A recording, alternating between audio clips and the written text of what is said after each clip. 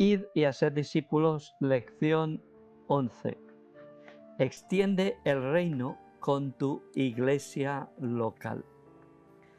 Tema 23. ¿Cuál es tu concepto bíblico de iglesia? Un saludo de Leopoldo y René Lobo. Gracias por habernos acompañado en las primeras 10 lecciones de este curso de discipulado. Estamos en la recta final. Nos quedan 2 lecciones.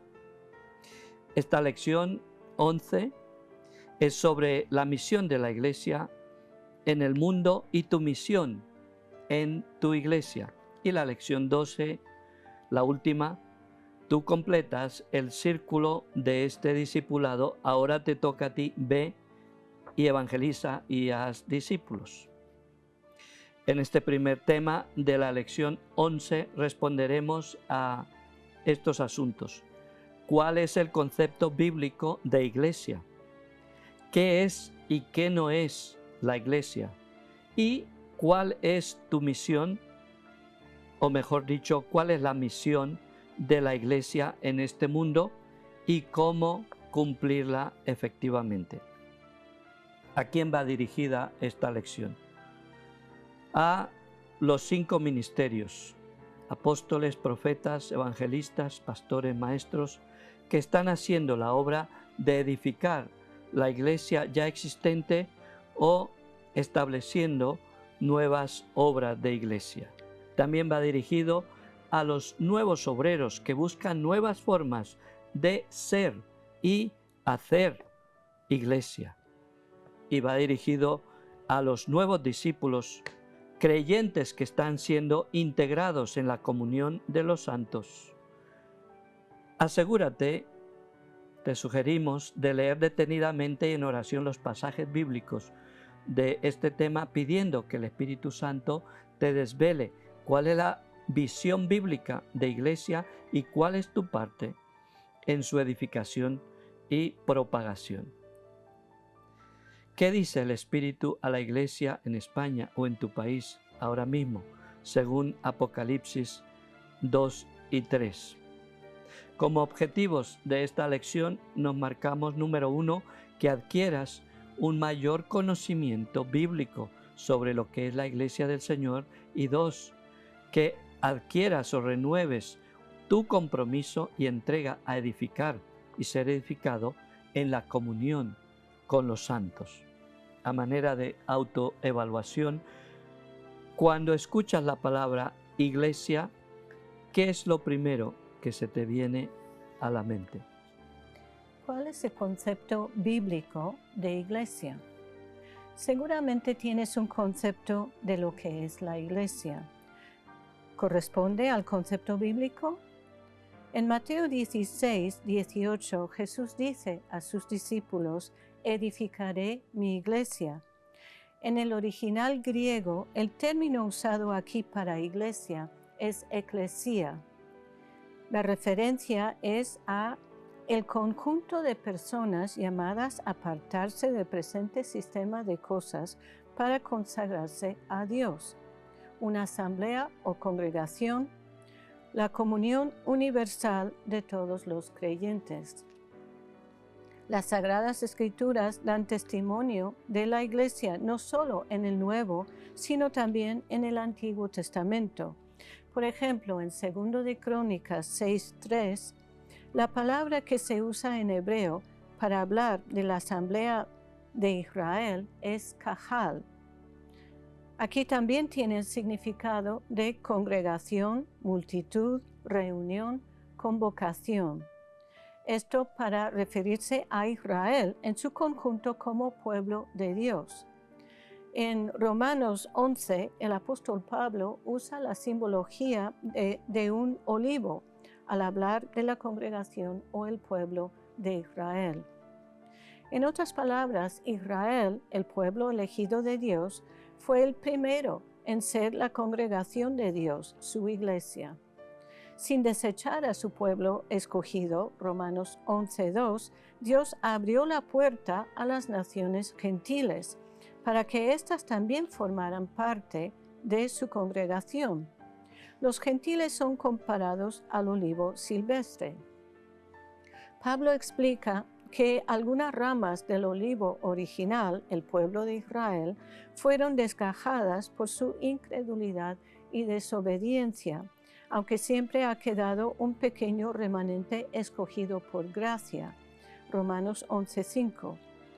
Luego Dios ofreció la posibilidad a los gentiles de recibir su misericordia y ser injertados en el olivo, la congregación de Dios, al poner su fe en el Mesías.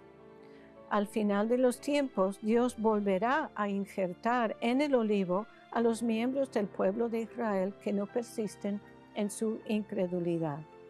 A través de la fe en Jesús el Mesías, Dios mostrará su misericordia para con todos, judíos y gentiles. Romanos 11:32. Entonces, si tú y yo formamos parte de la congregación de la Iglesia de Dios, es por la pura gracia y misericordia de Dios. Amén. Ahora vamos con los símbolos de la Iglesia en el Nuevo Testamento. Amén. Para los primeros creyentes en Jesús el Mesías, la Iglesia era el conjunto de las congregaciones locales y la comunión de todas las congregaciones y de todos los santos. Los creyentes individualmente y la Iglesia en su conjunto es el templo santo para el Señor. Primera de Corintios 6. Es la casa espiritual. Primera de Pedro 2. La Iglesia es la novia desposada con Cristo, salvada y santificada por Él y para Él. Efesios 5. Existía una antigua y hermosa costumbre hebrea en la ceremonia de desposorio de los novios. Estos sellaban su casamiento bebiendo los dos de una misma copa. Cuando nosotros bebemos la copa de la Santa Cena, estamos sellando nuestro compromiso con el novio Cristo hasta que Él vuelva a llevar a su iglesia para celebrar las bodas del Cordero. Apocalipsis 19:9. La iglesia es también el cuerpo de Cristo. Él es al mismo tiempo la cabeza y el cuerpo. Y los creyentes somos sus miembros. Romanos 12, Primera de Corintios 12, Efesios 4. Como cuerpo, la iglesia es la plenitud de Cristo y Él es la plenitud de todo lo que existe. Efesios 1. La iglesia es también una familia, como lo dice el apóstol Pablo a los creyentes de Éfeso. Sois miembros de la familia de Dios. Efesios 2:19. El apóstol también instruye al pastor Timoteo sobre cómo debe conducir la casa de Dios. Dice así: esto te escribo, aunque tengo la esperanza de ir pronto a verte, para que si tardo sepas cómo debes conducirte en la casa de Dios, que es la iglesia del Dios viviente, columna y baluarte de la verdad. Primera de Timoteo 3, 14 y 15. En Apocalipsis 2 y 3, Jesucristo se revela en medio de las 7 iglesias representadas por los 7 candeleros de oro. El que tiene oídos para oír, escuche lo que el Espíritu dice a las iglesias. Él les revela su condición espiritual presente, les confirma en su fidelidad y les reprueba en lo que están fallando. Los llama al arrepentimiento y a que se preparen para el inminente sufrimiento y tribulación, y da sus promesas gloriosas a los vencedores. Congregación local, comunión universal de todos los creyentes, templo, novia, cuerpo de Cristo, familia de Dios, casa de Dios, candeleros de oro. Todas estas son imágenes que nos ayudan a entender lo que es la iglesia. Pero siempre recordemos que ningún creyente posee individualmente esta identidad de iglesia. Solo se da en la comunión corporativa de todos los creyentes. Esto es, en la unión espiritual de los que por su fe han muerto en Cristo, han sido sepultados con Él en las aguas del bautismo y han sido resucitados juntamente con Él a una nueva vida. Como Pablo dice en 1 Corintios 12, 27, todos vosotros en conjunto sois el cuerpo de Cristo, y cada uno de vosotros es parte de ese cuerpo. Querido discípulo, pastor o líder de la iglesia, ¿crees que hay algún concepto que el Espíritu Santo te llama a cambiar sobre lo que es la iglesia? Casa de Dios, templo, novia, cuerpo, familia. ¿De qué maneras te llama el Señor a involucrarte más en la edificación de su iglesia, compuesta tanto por los hijos de Israel como por las naciones gentiles? Te invito, si te parece bien, a hacer una oración de nuevo compromiso con la iglesia del Señor. Padre Celestial, perdona mis prejuicios y conceptos errados. Yo perdono a las personas que me han influenciado para tener una actitud negativa hacia la iglesia. Señor, dame un corazón dispuesto para dar y para recibir todo lo que tú tienes para mí en mi iglesia. En los tiempos tan convulsos y difíciles que vivimos, quiero ser un obrero bien preparado y bien integrado en la comunión de los santos para, junto con ellos, recoger una gran cosecha de almas salvadas del pecado y la destrucción, en el nombre de aquel que dijo: edificaré mi iglesia y las puertas del Hades no prevalecerán contra ella. En el nombre de Jesús. Amén. ¿Qué es y qué no es la iglesia? De los siguientes pasajes bíblicos podemos aprender varias cosas sobre lo que es y lo que no es la iglesia. 1. La iglesia fue fundada por Jesucristo mismo y su promesa es que Él la edificará. Mateo 16. La iglesia no es la invención o el plan de hombre alguno. No pertenece a ningún hombre y no es una institución humana. La iglesia sobrepasa los nombres que nosotros le hemos dado: católica, protestante, ortodoxa. La iglesia se edifica sobre el fundamento de Cristo mismo, 1 Corintios 3:11, y sobre la revelación que Dios dio a los apóstoles de quién es Cristo y qué es la iglesia. 2. Es la iglesia del Dios viviente, no es algo muerto, es un organismo vivo que crece, se reproduce, se relaciona. La iglesia no son los templos o las catedrales donde se reúnen los creyentes, es un templo edificado con piedras vivas, las cuales somos tú y yo, donde mora el Dios vivo. La iglesia sustenta y defiende la verdad del Evangelio, 1 Timoteo 3, 14 y 15. 3.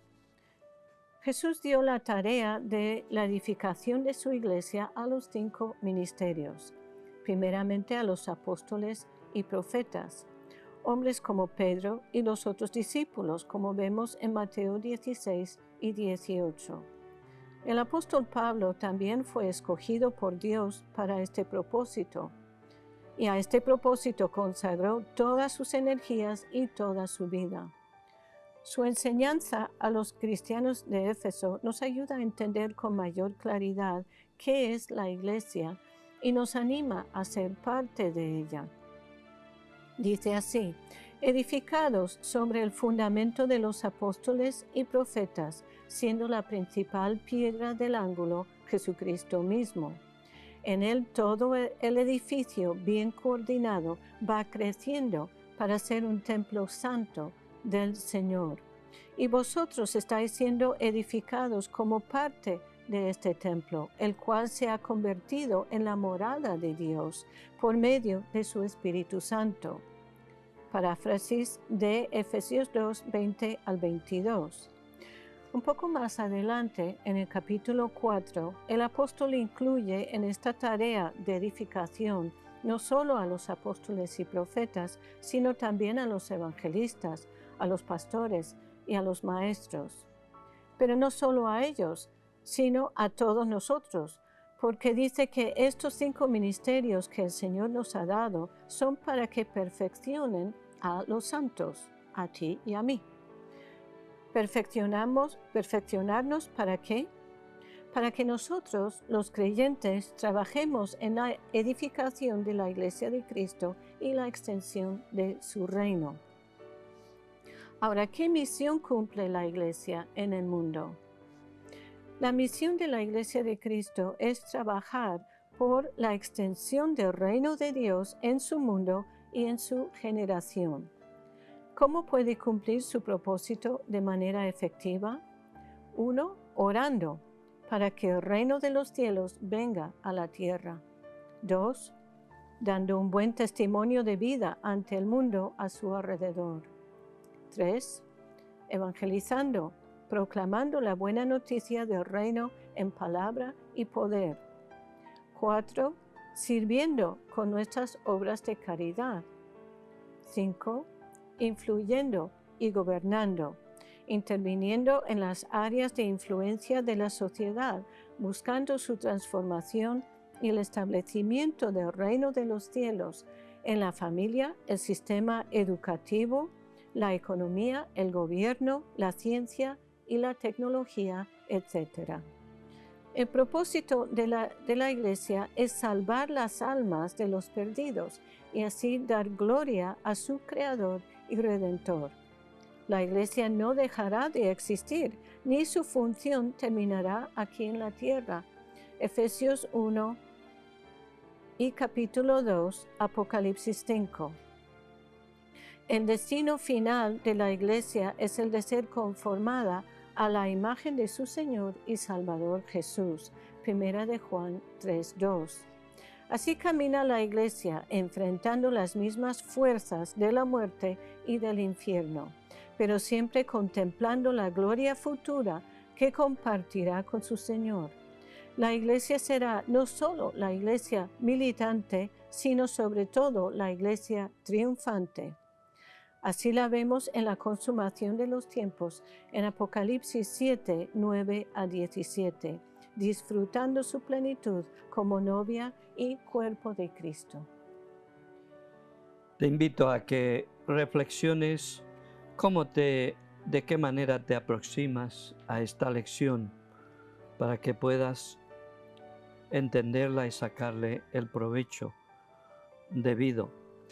Te aproximas a ella como discípulo que busca la integración en un cuerpo local de creyentes para seguir creciendo en tu fe y para encontrar tu lugar de servicio. O te aproximas a esta lección como uno de los 5 ministerios de Efesios 4:11. Un ministerio apostólico, profético, evangelistas, pastores, maestros. Esto es lo que Dios está levantando, estos obreros, y debemos entender nuestro papel para que así podamos edificar la iglesia.